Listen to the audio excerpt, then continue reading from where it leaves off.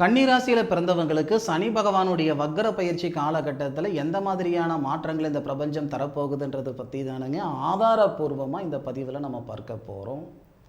திருக்கணித பிரகாரம் ஜூலை மாதம் 26ஆம் தேதி சனி பகவான் வக்ரம் அடைகிறாரு. ஜூலை மாதம் 26ஆம் தேதி சனி பகவான் வக்ரம் அடைகிறாரு அப்படின்னா அக்டோபர் மாதம் 10ஆம் தேதி வரை சனி பகவான் வக்ர நிலையில் தான் இருப்பார். ஜூலை மாதம் 26ஆம் தேதி ஜோதிட சாஸ்திரத்திலேயே இதுவரைக்கும் ஏற்படாத ஒரு அதிசயம், ஒரு அற்புதம் நடக்கப் போகுது. 8 கிரகங்களும் சனி பகவானுடைய தொடர்பில் இருப்பாங்க. மொத்தம் 9 கிரகங்கள், சனி பகவான் இல்லாமல் 8 கிரகங்கள். எல்லா கிரகங்களும் சனி பகவானுடைய தொடர்பில் வரக்கூடிய ஒரே ஒரு நேரம் இந்த நேரம்தான். இதுக்கு முன்னுக்கும் இந்த மாதிரி ஒரு சூழல் இல்லை, இது பின்னுக்கும் இந்த மாதிரி ஒரு சூழல் இருக்குமான்றது தெரியாது. ஃபஸ்ட்டு 26ஆம் தேதி தான் சனி பகவான் திருக்கணித பிரகாரம் வக்ரம் அடைகிறாருன்னா 26 2 6 கூட்டினீங்கன்னா கூட்டுத்தொகை 8 சனி பகவானுடைய நம்பர்.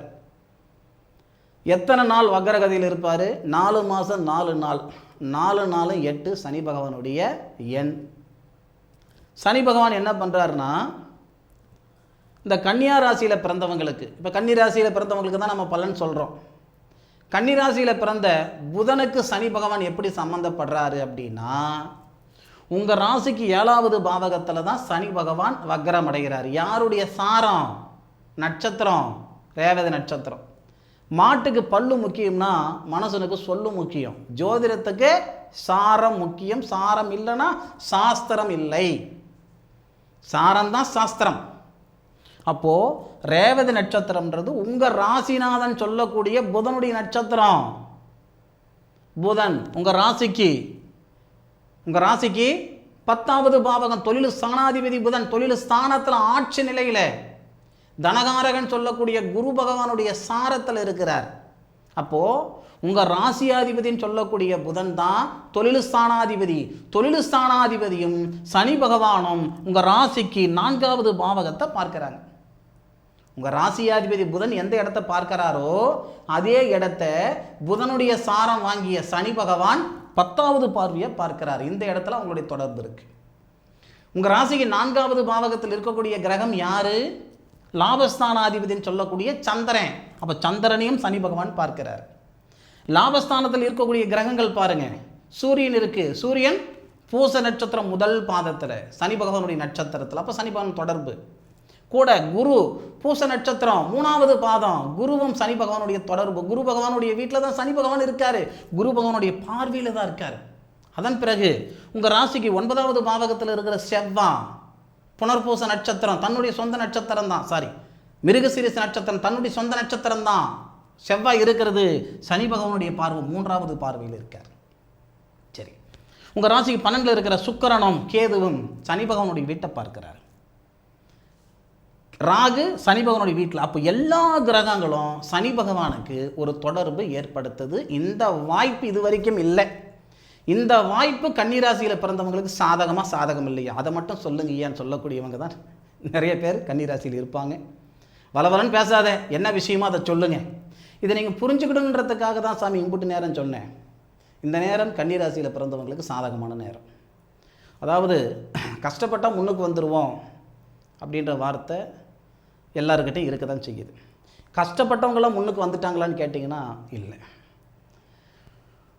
விதைக்கிறோம்னா ஒரு வேலை செய்கிறோம், ஒரு விதையை விதைக்கிறோம்னா கால நேரம் பார்க்கணுன்னு சொல்லுவாங்க. பட்டம் பார்த்து பயிர் செய்யணும்னு சொல்லுவாங்க. சூழ்நிலையை சந்தர்ப்பம் அனுசரித்து சூழ்நிலை சந்தர்ப்பம் பார்த்து ஒரு வேலை செய்யணும்னு சொல்லுவாங்க இல்லையா? அந்த மாதிரி கன்னிராசியில் பிறந்தவங்க இதுக்கு முன்னாடி ஒரு வேலை செய்து நட்டப்பட்டுட்டுங்க, சிரமப்பட்டுட்டுனுங்க, சம்பாதிச்சேன், சாதித்தேன், அழிச்சுவிட்டேன், எப்படி வேணாலும் இருங்க. இந்த நேரம் எப்படின்னா மீண்டும் ஒரு வாய்ப்பை இந்த பிரபஞ்சம் உங்களுக்கு உருவாக்கி தருது. எந்தெந்த விதத்தில்ன்றது சொல்லிடுறேன், கேட்டுக்கோங்க. தனஸ்தானாதிபதினு சொல்லக்கூடிய சுக்கிரன் உங்கள் ராசிக்கு 6வது பாவகத்தை பார்க்கிறார். நம்மக்கிட்ட இருக்கக்கூடிய திறமையை வெளிப்படுத்தக்கூடிய நேரம் இது. 6க்குடைய கிரகம் யார்? சனி, தொழிலுக்கு ஆரகன். நம்ம ராசியாதிபதி சாரம் வாங்கி நம்ம ராசியை பார்க்கிறார். 9வது பாவகத்தை பார்க்கிறார். இதனால் கன்னிராசியில் பிறந்தவங்களுக்கு பகுத்தறிவோட படிப்பறிவு ரொம்ப அதிகம். நிறைய பேர் படித்தவங்க இருப்பாங்க கன்னிராசியில் பிறந்தவங்க. தனியாக வேலை செய்கிறவங்கள விட ஒரு நிறுவனத்தில் வேலை செய்கிறவங்க நிறைய பேர் இருப்பாங்க. அரசு அதிகாரிகள் நிறைய பேர் இருப்பாங்க, அயல்நாட்டில் நிறைய பேர் இருப்பாங்க.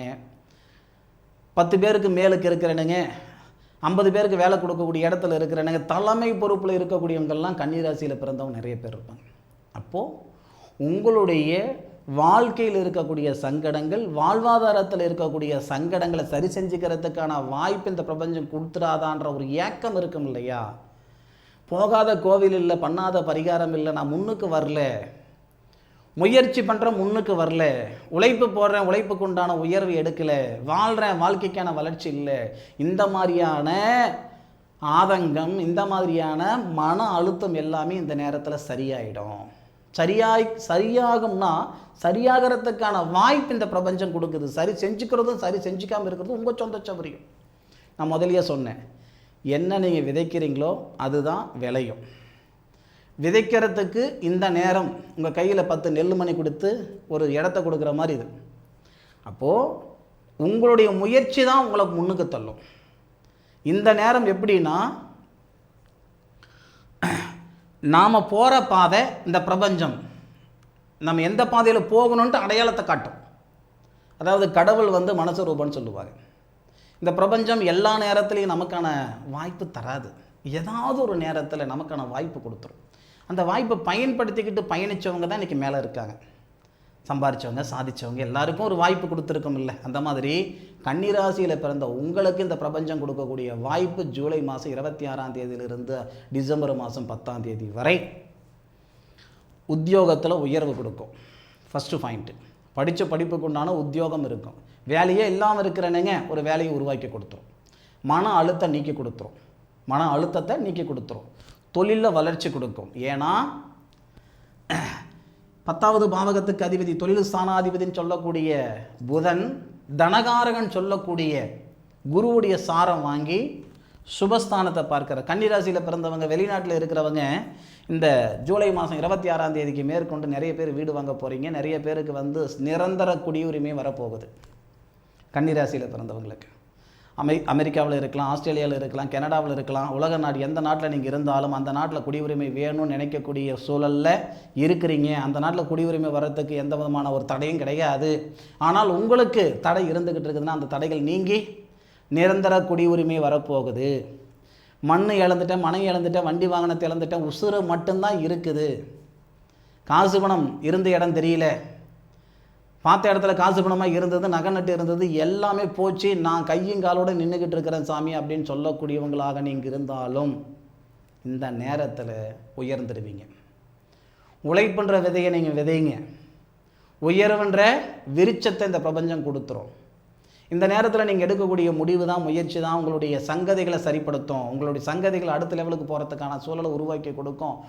உங்களுடைய வம்சத்தில் யாரும் வாழாத வாழ்க்கையை வாழ்கிறதுக்கான ஒரு வாய்ப்பு இந்த பிரபஞ்சம் கொடுக்கும். அதுபோக இந்த சுபஸ்தானாதிபதினு சொல்லக்கூடியவர் லாபஸ்தானத்தில் இருக்கார், சனி பகவானுடைய சாரத்தில் இருக்கார். குரு சுபஸ்தானாதிபதி, திருமணஸ்தானாதிபதி, சனி பகவானுடைய நட்சத்திரத்தில் இருந்து லாபஸ்தானத்தில் இருந்து சனி பகவானை 9வது பார்வையாக பார்க்கிறார். இதனால் நிறைய பேருக்கு புத்திரபாகியத்தில் இருக்கிற தடைகள் நீங்கும். வருஷ கணக்காக நாங்கள் குழந்தை பாக்கியத்துக்காக முயற்சி பண்ணுறோம், போகாத கோவில் இல்லை, பண்ணாத பரிகாரம் இல்லை, பார்க்காத வைத்தியம் இல்லை, குழந்தை பாக்கியம் இல்லாமல் சிரமப்பட்டுக்கிட்டு இருக்கிறோம். 16 வருஷம் ஆகுது, 17 வருஷம் ஆகுது, குழந்தை பாக்கியம் இருக்குமா இருக்காதா? நான் பிரம்மச்சாரியாக நான் இருந்தேன், அப்படியே இருந்திருந்தால் கூட பரவாயில்ல, பிரம்மச்சாரின்ற பட்டம் போதும், சம்சாரின்ற பட்டத்தை கொடுக்குறேன் அப்படின்ட்டு இந்த பிரபஞ்சம் கொடுத்து சம்சாரி பட்டத்தை கொடுத்து தாய் தந்த பட்டத்தை கொடுக்கலையேன்ற மன அழுத்தத்தில் நிறைய பேர் இருப்பீங்க. அந்த சம்சாரி பட்டத்தில் இருக்கக்கூடிய உங்களுக்கு தாய் தந்தை பட்டத்தை ஏற்படுத்தி கொடுக்கக்கூடிய நேரமையாக இந்த நேரம். நான் சொல்கிற விஷயம் கொஞ்சம் எப்படி சொல்கிறதுனா பாரம்பரியமான வார்த்தைகளை சொல்லியிருக்கிறேனுங்க. அதை இன்னும் ஷார்ட்டாக சொல்லணும்னா குழந்தை பாக்கியம் உருவாகிறதுக்கு உண்டான நேரம் 1. 2 பேராக நீங்கள் இருக்கிறீங்கன்னா 3 பேர் ஆகிறதுக்கான வாய்ப்பு. சரியா? ஜூலை மாதம் 26ஆம் தேதியிலிருந்து டிசம்பர் மாதம் 10ஆம் தேதிக்குள்ளார நீங்கள் எடுக்கக்கூடிய முடிவுகள், முயற்சிகள் நிச்சயமாக உங்களுக்கு குழந்தை பாக்கியத்தில் இருக்கிற தடைகளை சரிப்படுத்தும்.